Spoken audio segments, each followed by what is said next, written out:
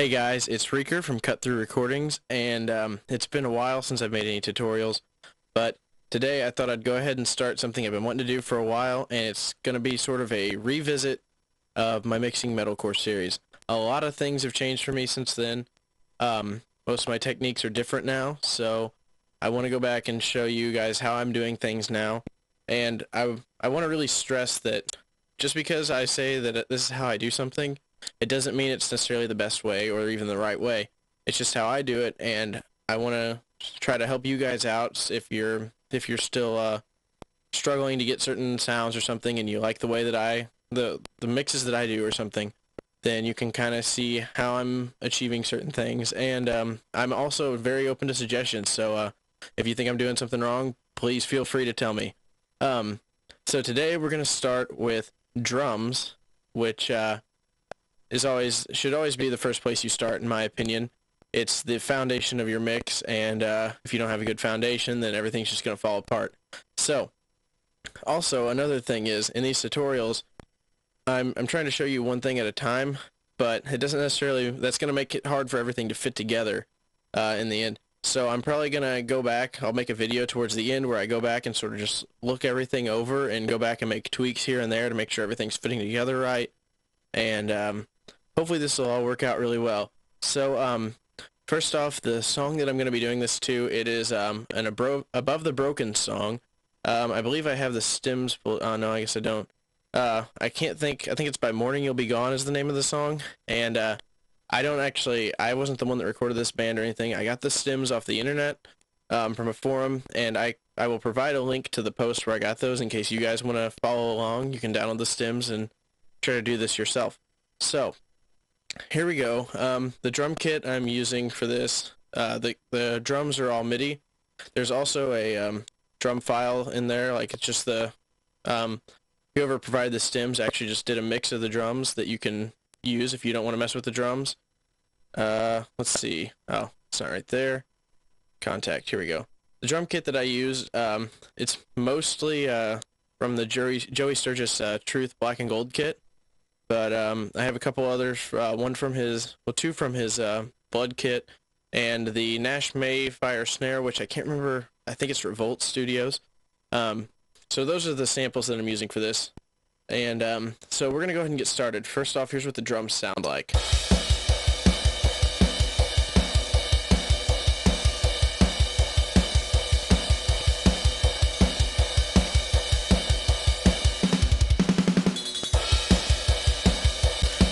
Okay, so not a bad place to start. So usually I start by EQing the kick and snare, because those are the most important part of the drum kit. And so the kick, I'm gonna just suck out all this around 500 here, and I'll do something similar for the snare. You'll see in a minute.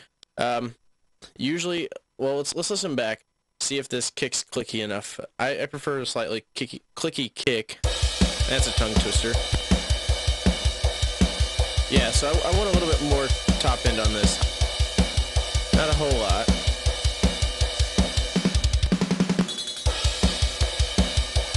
Okay, that's not too bad. I think I'm going to add just a little bit more on the low end here too, around 100 or 800 or 80 hertz, somewhere around there.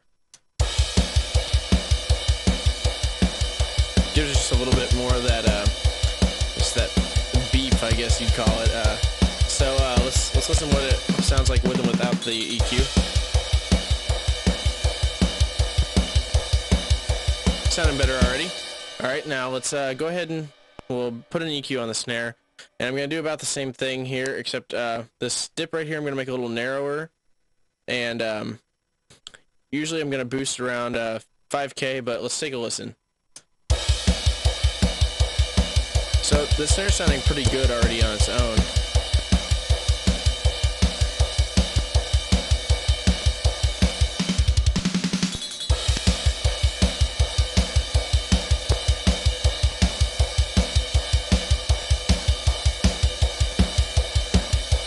So huge difference there.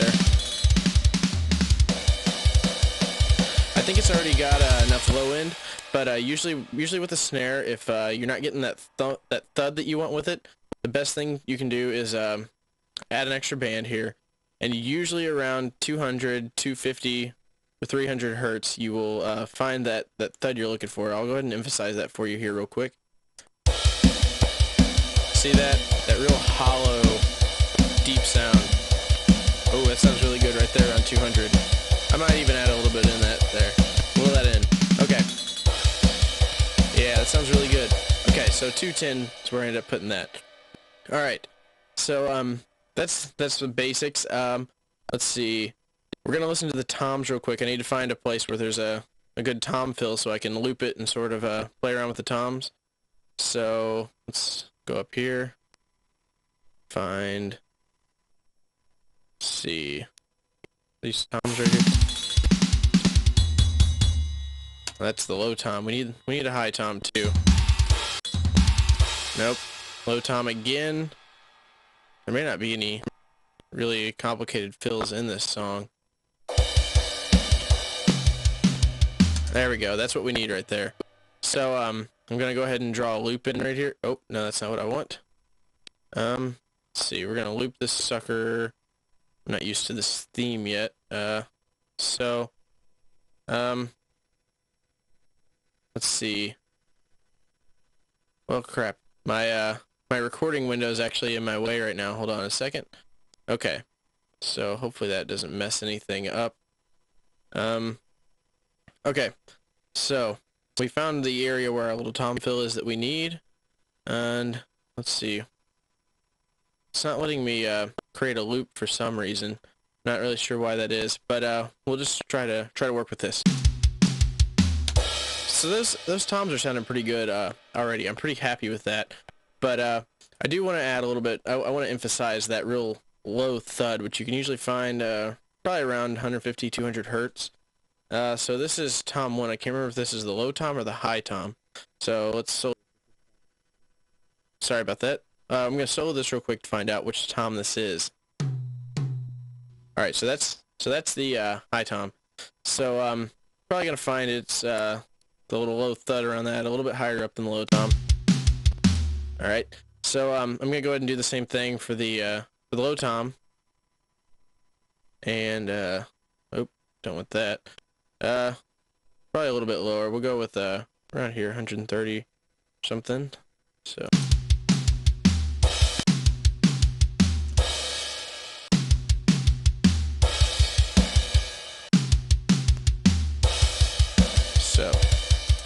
Put that on there. Usually you don't have to do a whole lot with the toms. Usually, well, if you're using good samples. If you're messing with real toms, it's a different story.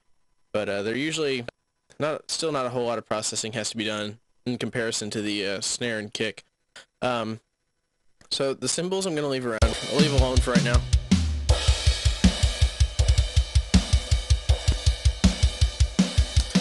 All right.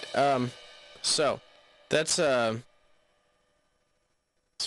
basics for our shells. Now, what I'm gonna do is I'm gonna create a couple of tracks here, and we're gonna create sends on these. So gonna go here on the in and out, gonna add an ear receive, and I'm gonna send my drum bus to this. Actually, yeah, we'll send our drum bus to this. Same with this one. Go ahead and send our drum bus to it. Now, right now these just have they're just doubles of the drum bus. So gonna go ahead and I'm gonna mute one of them to start with, and this one I'm gonna name parallel. So you can probably already guess what this one's gonna be then. So I'm gonna grab a bus compressor here. It's Density MK3. It's free by Variety of Sound. This is like my favorite free plugin ever. I use it in every mix, and huge fan of it. So I'm gonna try this out now. Well, first I'm gonna hit play, and I'm gonna start pushing the drive up here until I start getting a lot of gain reduction. And we're doing this deliberate. It's called parallel compression, and it really helps beef things up. So I'm gonna hit play, and I'm gonna start playing around with this.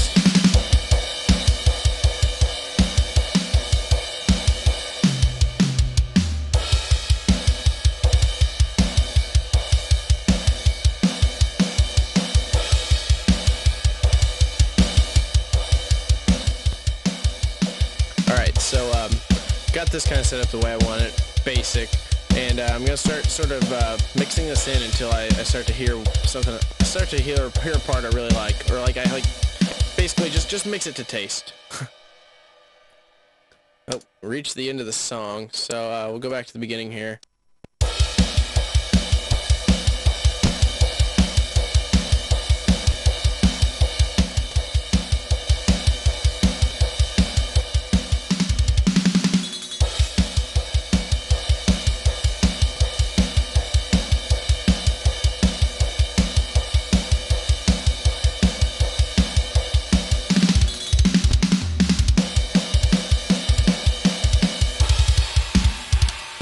Okay, so that just really helps beef things up, and the next thing we're gonna do here is if you don't already have a room track, we're gonna add a stereo room here. So this isn't always necessary, and in fact these drums are sounding pretty good, but I want to show you how to do this. It can really help liven up the sound of a MIDI drum kit. So let's see. I'm just gonna use. We'll use Epic Verb for this.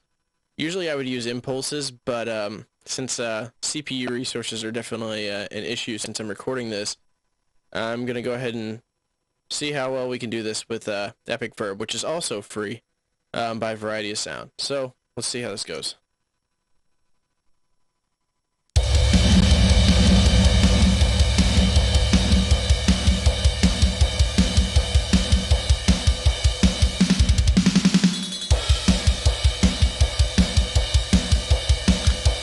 Okay, so got this going. First thing I'm going to do is I'm going to high pass this a little bit, get some of that like really low rumble out of there, because that can really muddy up a mix. We don't want that. So I'll high pass it to probably about 100 hertz. And we're going to try to get some of the cymbals out of there as well. So we're going to low pass it, probably around 10K. Maybe a little bit higher than 10K.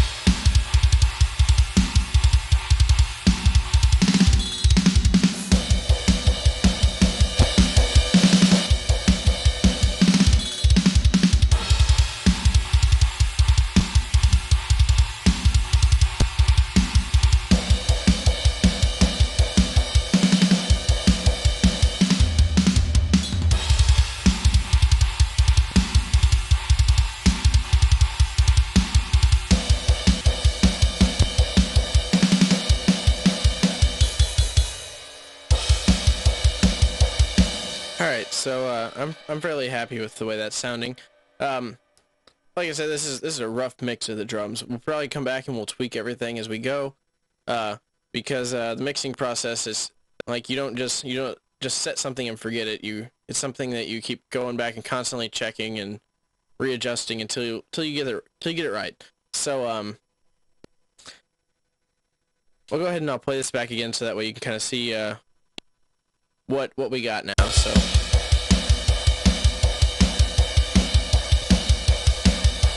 alright, so keep that in your head and we'll sort of compare that to what we started with.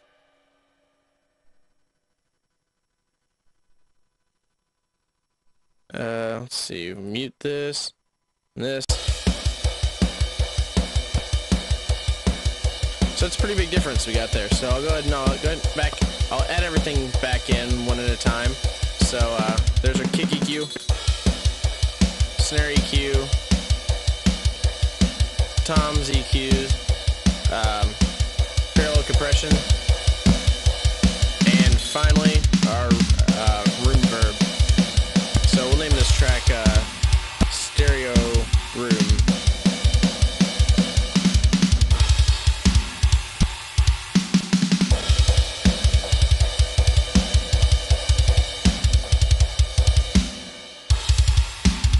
Definitely need to bring those cymbals down. It's honestly, balancing a drum kit is probably my biggest weak point.